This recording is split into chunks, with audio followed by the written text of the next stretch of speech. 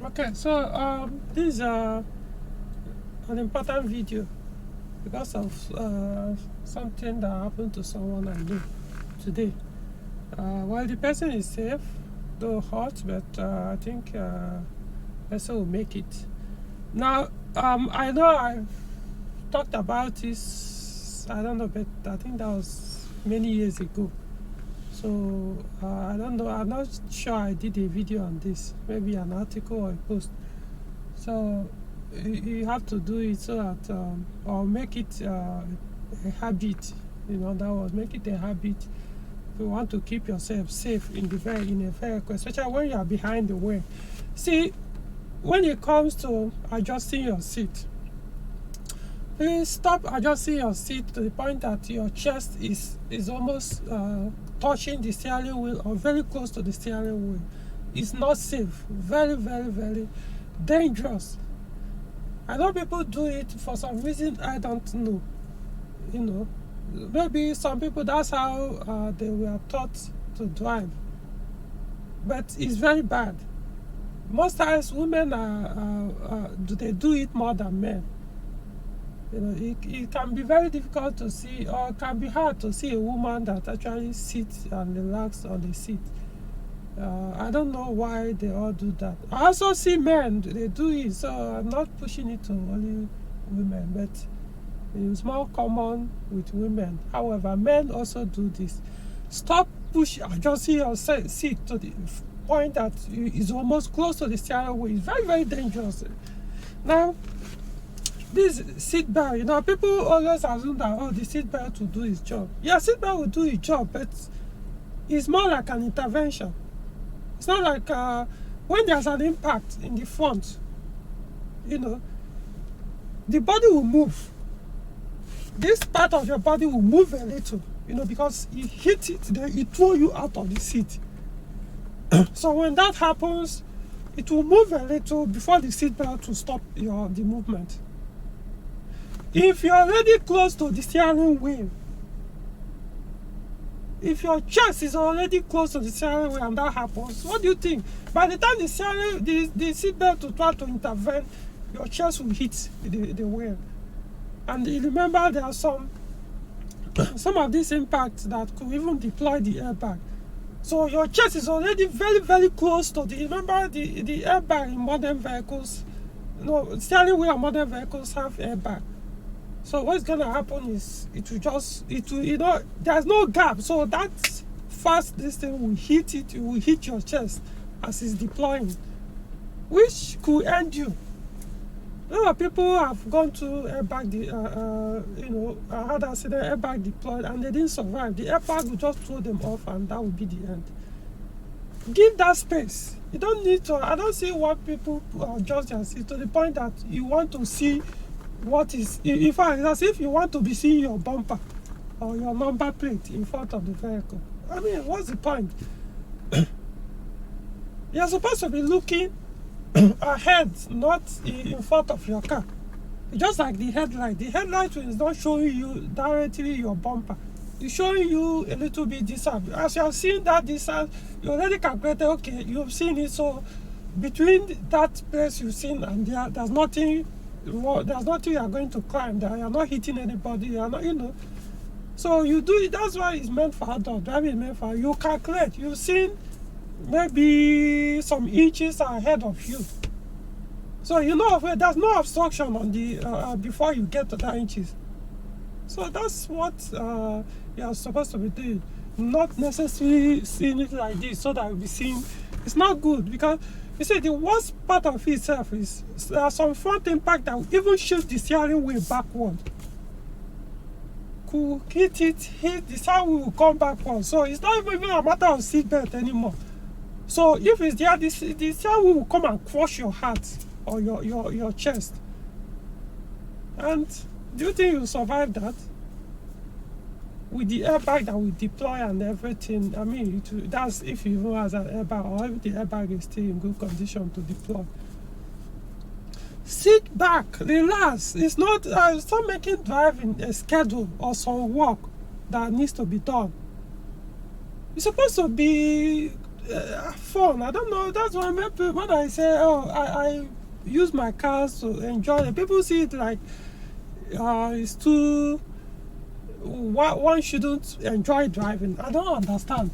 I honestly don't understand. You see life where everything should be about suffering. You're not supposed to enjoy driving. You're supposed to sit comfortable on a seat. You're behind the wheel. If you are sitting here, it doesn't matter. If you want, you can shift your, even though it's still not safe to shift so close. Remember, windscreen is closed, so it may pull you and you use your forehead and hit the windscreen. So you need to sit back as much as possible. Relax. The best way of doing this, adjust your seat back, especially this side. Even the other one, just keep pulling it back. Then stretch this your arm, your left arm. Stretch it, hold the steering wheel, push it back, stretch, but not necessarily. It has to be curved a little, because if it's too like this, you'll find it will be very uncomfortable turning the steering wheel. You will find out that if it's too stretched, whenever you want to steer the wheel, you will have to pull your back off the seat. Pull it off, But if it's like this, you can see holding the top of this thing, you can see it's curved a little. So whatever happens, my head is resting here, or my body is resting on the seat. That I can always move it anyway. But the point is to create that gap. If the steering comes back, it will stop probably halfway. If the impact push me back, it will stop me probably like this. So the steering still remain like this. Even if the steering comes back and impact push me, there's always a chance that I'll still have enough gap to protect the body and from the chassis, for the steering wheel from hitting my body. These are the things that kill people in accidents. It's not just so many people that have had severe accidents and they come out no scratch. There are some people that just small impact that shouldn't even be a big deal to kill them. So take this thing seriously. It's very, very important. I know there are some. Well, I don't want to talk about other vehicles because their own seatbelt might be different. I don't know. I was specifically talking about Peugeot. I know there are Peugeot vehicles from in fact, even from the 70s, because I know even 504, they have that 3-point seat belt. They have 3-point seat belt. So, and that's what I know. They'll be okay at a point like 405. I think some 505 they have all kind of. It's also a 3-point, but it's kind of different. Is it 3-point? This one will not be on the window frame. This part of the seat belt here, this point here will be on the window frame, not here on the pillar. I think 405, some 405 and 505 had that design of seat belt.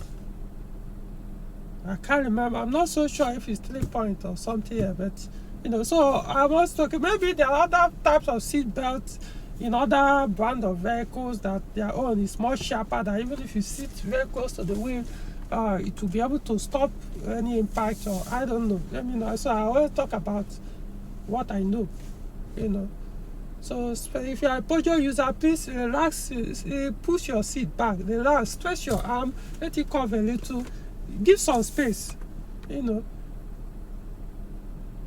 should be able to, I'm not saying you use one hand to, but you should be able to sit in a car, you should be able to turn your wheel like this. If you have to come like this to be turning your wheel, come on, you will kill yourself on a serious note. Put your seat, relax. You are not, shouldn't be driving shouldn't be a tedious work for you, because if you are like this, you won't be comfortable. If you are traveling, it's going to be hell. Imagine sitting up like this after 30 minutes or 1 hour. How do you think you will feel throughout the journey?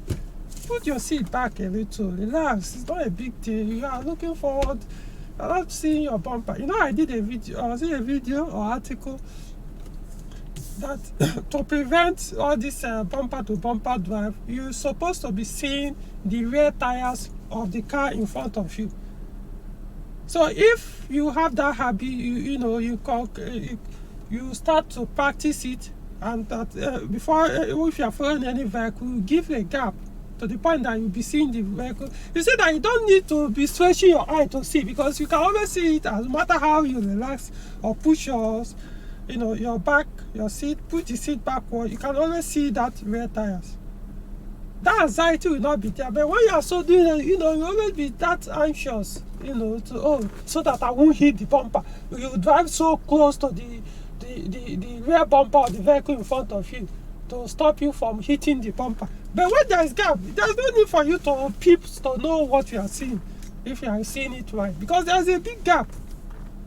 Relax. Keep yourself safe behind the wheels. It's people that survive most of this accident that you may not even know why, of course, if you die, who else there to know what happened, But only few will survive and maybe recognize their mistakes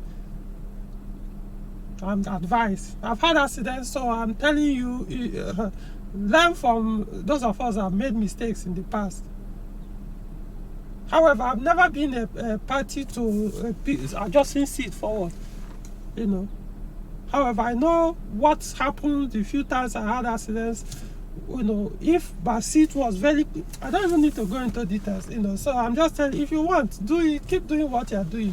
But like I chase, if you create a very big internal problem on your body because you keep doing this thing, adjusting your seat to the bed, and you survive it, well, you cause it yourself. At least you know now. So if you keep doing it, it's up to you. It's possible that that's how you are taught how to learn how to drive. So it could be like you are trying to learn again how to drive by adjusting your seat backward. It might be very difficult, but like I said, it's about you and you keeping your body intact or staying alive. So even if you have to you have to learn how to drive by adjusting your seat, driving differently than you used to drive, is it not worth it? I mean, come on, I'm a monk. It's not like I have any family or as a child or anybody that I'm worried about. But more you guys, married people, you have people, you have responsibilities. So if you want to keep doing that to kill yourself, not that you are leaving what you are leaving behind, keep yourself safe. I don't understand why. If me that doesn't have such responsibility, care a lot about my life to protect myself, you should be the one that even should care more than myself. Okay, so that is it for the video.